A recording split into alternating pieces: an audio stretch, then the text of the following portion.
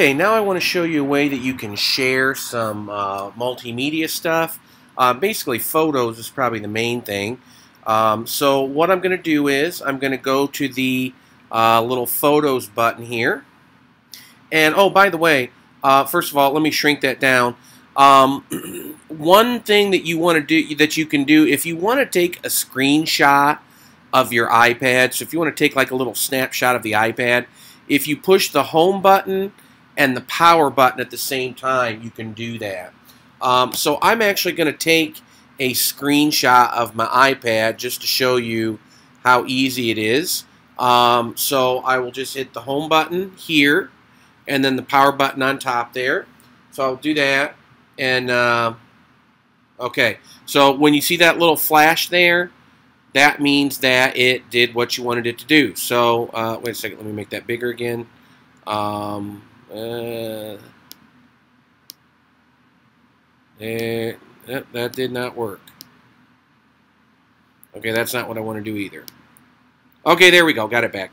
Okay, I knew I could do that. So I took a screenshot of my app, and then if I go to Photos, and I scroll down here. Oh, by the way, in case you're wondering what this is, I'm taking an anatomy class right now, so that's why I have pictures of plastic people, and that's like a kidney or something there.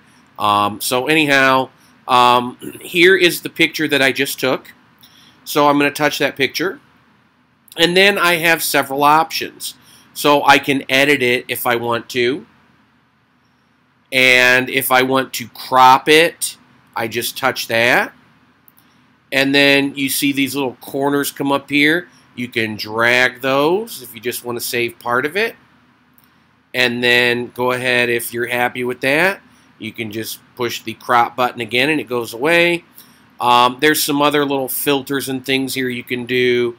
I'm not sure what that does exactly. Oh, okay. So this brings up different color schemes you can use. So if you want it to be all, you know, monotone looking or something, or whatever you want to do, or, you know, there's lots of different colors you can pick here. And then, you know, you can hit cancel if you don't want to do any of that. And then I'm just going to discard the changes. So anyhow, actually, you know what I will do? I am going to edit a little bit and crop it so that it looks different from my actual screen. So I go to crop here, and then I click on the little bar here, just shrink it down a little bit. And I can move it around too. I'm moving it around with my finger right now. So maybe like that's what I want to save.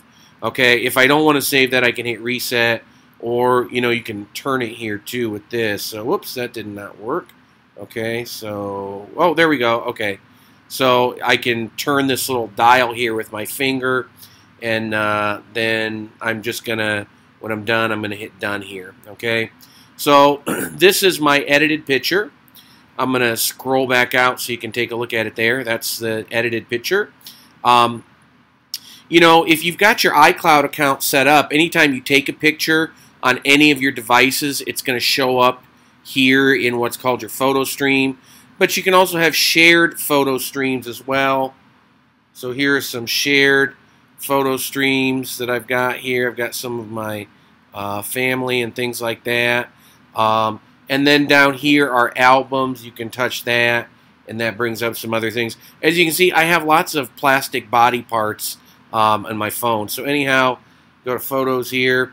And then, so like I said, what you can do is you can select a photo. And if I touch this little arrow, I know I've told you this before, the little box with the arrow means sharing. So depending on what apps you have installed, you may have different ones on yours. But I can send this to my Twitter account if I want to tweet this, Facebook, Flickr. I can email it. I can send it as a message. I can assign it to a contact if I create a contact. And, you know, I wish I had time to show you about the contacts. Maybe I'll do that some other time. But there's so much you can do with contacts. I can send it to a screen using AirPlay. Or I can do AirDrop if I want. So if I touch AirDrop and I see if I see other people have AirDrop activated, I can send it directly to their iPads as long as they're close and as long as they have a newer iPad and as long as they want to be visible to me. What I'm going to do though here, I'm going to create a photo sharing session, and you can make comments here. See, I've actually created a session where I'm saving pictures of all the body parts and things. I'm saving those with other students in my class at college. So, you know, if you have some colleagues that you want to collaborate with, you can create kind of a shared album with them. So I'm going to go ahead and touch this because I don't want to use that one. And I'm going to create a new album. And you can call it like Work 1, you know, whatever you want to do. Work 1, well, I guess you wouldn't call it Work 1 because you're not at Work 1, but you call it Adult Ed Collaboration, or you can call it whatever you want to call it. I'm just going to call it Test because I'm not going to keep it. And then I'll hit Next. And then you can say who you want to share this album with. So all your contacts will come up here, and then you would just share it with them, okay? I'm not actually going to share it, though, because I really don't want to create that. But like I said, there's all kinds of things you can do with it. You can do Google Plus if you have that. You can Snapchat if you want, Messenger, whatever you want to do. There's some more options there also. You can even set it as your wallpaper, or if you have a printer set up, you can print. So lots of things you can do with photos there, saving them, whether it's using a photo stream or using AirDrop. And the cool thing is, you know, once you save the picture, it automatically shows up on everybody's device if you've shared a photo stream with them. So like I said, it's a really good tool for collaboration. I have several lab partners in anatomy, and whenever somebody takes a picture of a model or takes a picture of a body part that we're dissecting, you know, we always share it with each other. So that's kind of a nice thing that you can do.